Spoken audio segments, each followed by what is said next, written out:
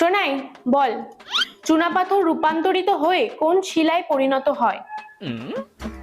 রিমি একটু বলে দে না প্লিজ, আমি না পারবো না উত্তরটা, প্লিজ একটু বলে দে না।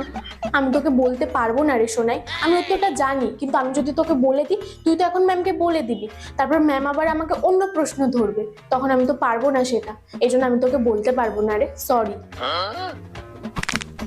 কি রে তাড়াতাড়ি বল, বাকি সবাইকেও তো পড়া ধরতে হবে নাকি?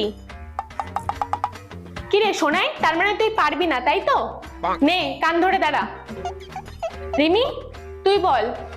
হ্যাঁ ম্যাম, মার্বেল শিলায় পরিণত হয়।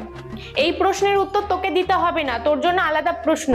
বল, কয়লা রূপান্তরিত হয়ে কোন শিলায় পরিণত হয়?